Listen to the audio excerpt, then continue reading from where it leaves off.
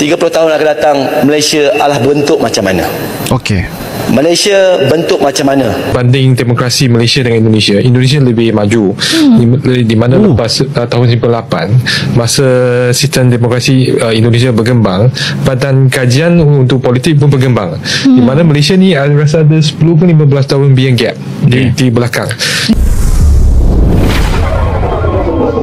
Dulu dianggap remeh, sekarang Indonesia jadi ancaman dunia dan sampai negeri jiran kita melongo. Indonesia resmi diakui sebagai negara maju oleh United States Trade Representative (USTR). Status ini menandakan bahwa Indonesia tidak lagi dianggap sebagai negara berkembang. Alasan kenaikan status Indonesia meliputi pertumbuhan ekonomi yang pesat, peningkatan GDP, investasi asing yang meningkat, dan kemajuan industri di berbagai sektor seperti teknologi dan otomotif. Pengakuan ini mengejutkan negara-negara tetangga dan menjadikan Indonesia sebagai pesaing yang lebih kuat di Asia. Nah, negara Indonesia mewajibkan pelabur asing membeli 70% barangan tempatan oleh pelabur asing dan pemenang asing untuk tender projek kerajaan ataupun swasta. Saya mencanangkan 50% barangan tempatan mesti diperoleh daripada IKS tempatan demi melindungi peniaga tempatan, atau apa yang kita sebut bukan seekor naga tapi separuh ekor naga. 30 tahun akan datang, Malaysia adalah bentuk macam mana? Okey. Malaysia bentuk macam mana? Dulu kita Wawasan 2020, saya semasa di sekolah rendah dimomokkan, diberikan pengharapan bahawasanya Wawasan 2020 begini caranya. Ada kereta api atas udara, ada penambahan dari segi pusat-pusat teknologi. Dan Alhamdulillah, walaupun tidak capai sepenuhnya, tetapi kita berada di pertengahan. Itu sebabnya Tuan Yang Pertua, saya minta sangat supaya kita betul-betul serius untuk melihat perancangan 30 tahun ke hadapan. Dulu kita ada di bawah yang amat berbahagia Datuk Seri Najib Tun Razak, Transformasi Nasional 2050. Tak apalah kalau tak nak continue pun nama tersebut, tetapi biarlah ada 30 tahun ke hadapan. Supaya apa? Supaya kita dapat beritahu kat mana kita punya goalpost, dekat mana arah tuju kita. Saya pergi dengan rakan-rakan selepas di Lahad Datu, kami naik bot pergi Nunukan. Kemudian kami naik bot pergi ke Tarakan. Ke Indonesia. Kami pergi kepada ibu kota Nusantara, IKN, melihat perkembangan bagaimana perancangan Indonesia Emas 2045. Saya secara peribadi, Tuan Yang Pertua bimbang dengan kedudukan kita. Sekiranya kita tidak ada perancangan 30 tahun ke hadapan, 30 tahun ke hadapan, kita nak selaraskan rancangan Malaysia ke-13 ni berasaskan apa? Sekiranya tidak ada, beritahu kami. Sekurang-kurangnya kami dapat menceritakan kepada generasi akan datang di mana arah tuju kita. Kalau berbanding demokrasi Malaysia dengan Indonesia, Indonesia lebih maju. Di mana lepas tahun 98, masa sistem demokrasi Indonesia berkembang, Badan Kajian untuk Politik pun berkembang. Di mana Malaysia ni rasa ada 10 ke 15 tahun being gap di belakang.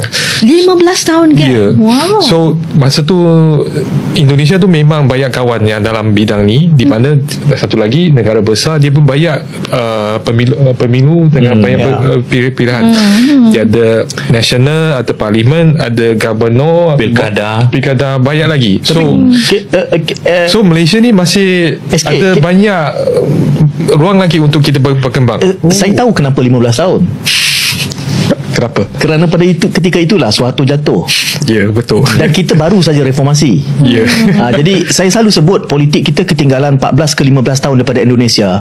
Semata-mata kerana itu kita belum pernah menukar rejim yang 60 tahun, dan kita boleh bayangkan tak ada keperluan. Masa itu tak ada keperluan, tak ada marketnya untuk firma guaman seperti kalian.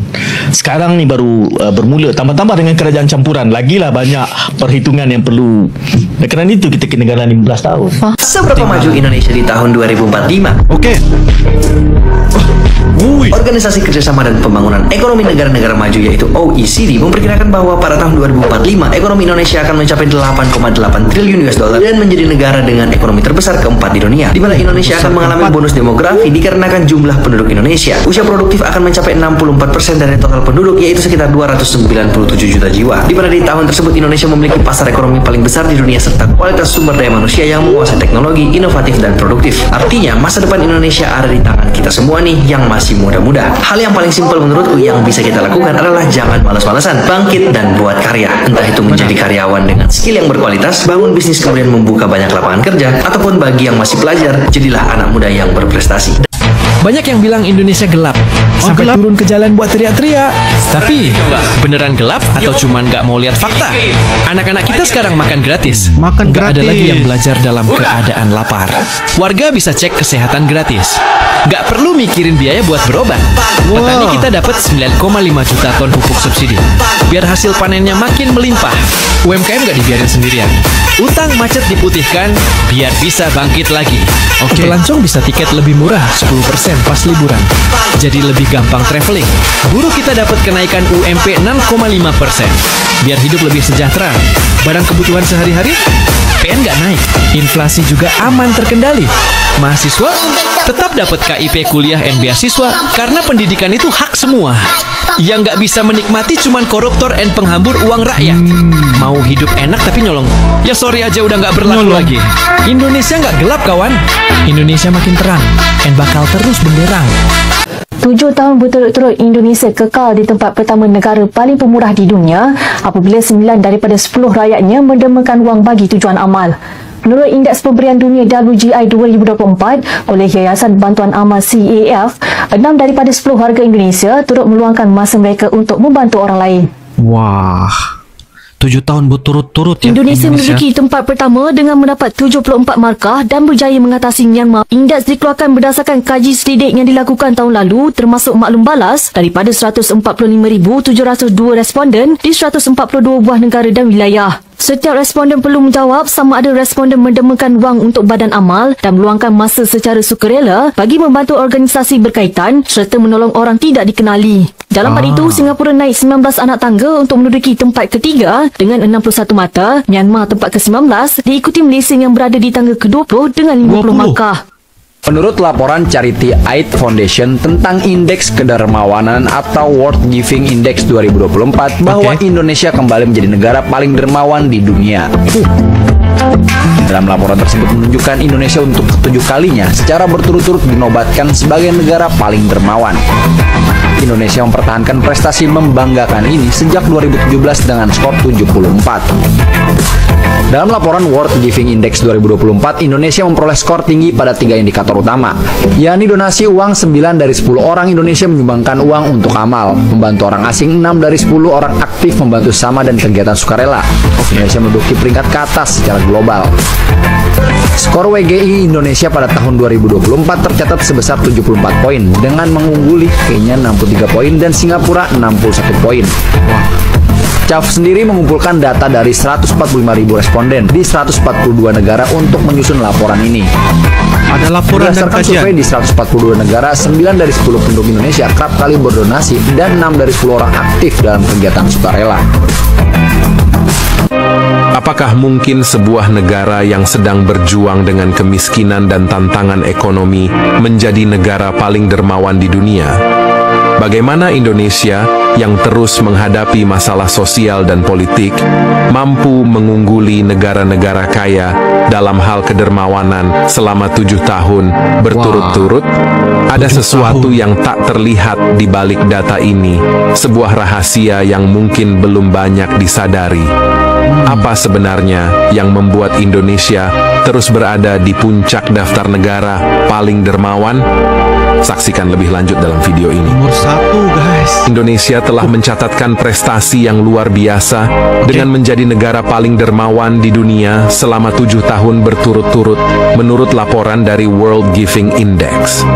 Pencapaian ini mencerminkan betapa kuatnya nilai solidaritas dan gotong royong dalam budaya masyarakat Indonesia.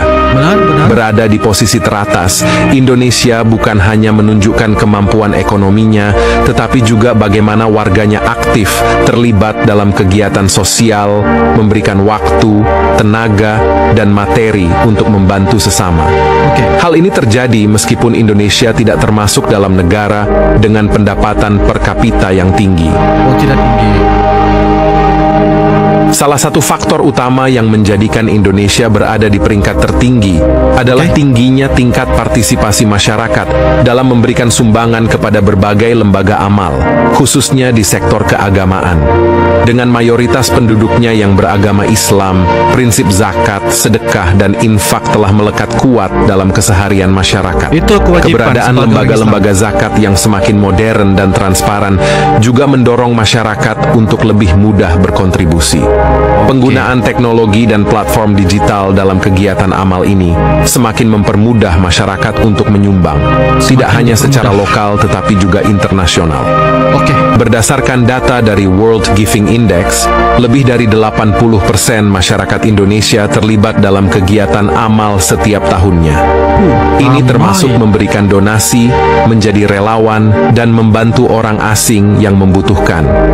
Angka ini jauh melampaui rata-rata global, menunjukkan bahwa semangat berbagi telah menjadi bagian integral dari identitas bangsa Indonesia. Tingginya angka ini juga didukung oleh perkembangan ekonomi digital yang mendorong berbagai inovasi dalam penggalangan dana, baik melalui platform crowdfunding maupun aplikasi donasi. Peran lembaga keagamaan, sosial, dan komunitas lokal sangat besar dalam memfasilitasi kegiatan amal ini. Sangat besar. Tidak dapat dipungkiri, tingginya tingkat kedermawanan di Indonesia juga dipengaruhi oleh faktor agama. Sebagai negara dengan populasi Muslim terbesar di dunia, ajaran agama Islam yang menekankan pentingnya berbagi dan memberikan kepada yang membutuhkan sangat mempengaruhi perilaku masyarakat. Namun, bukan hanya masyarakat Muslim yang aktif dalam kegiatan kedermawanan. Indonesia adalah negara dengan keberagaman agama, dan masing-masing komunitas agama memiliki tradisi sosial yang kuat dalam membantu sesama. Kristen, Hindu, Buddha, dan agama lainnya di Indonesia juga memiliki ajaran yang menekankan pentingnya solidaritas dan kedermawanan. Sehingga tidak mengherankan jika secara keseluruhan masyarakat Indonesia dari berbagai latar belakang agama turut berpartisipasi dalam kegiatan amal. Pengakuan Indonesia sebagai negara maju oleh USTR mencerminkan kemajuan signifikan dalam ekonomi dan industri negara tersebut. Hal ini tidak hanya meningkatkan posisi Indonesia di kancah internasional, tetapi juga menimbulkan reaksi kejutan dari negara-negara tetangga yang menunjukkan bahwa Indonesia kini menjadi pesaing yang lebih kuat di kawasan Asia. Bagaimana pendapat Anda? Tulis di komentar.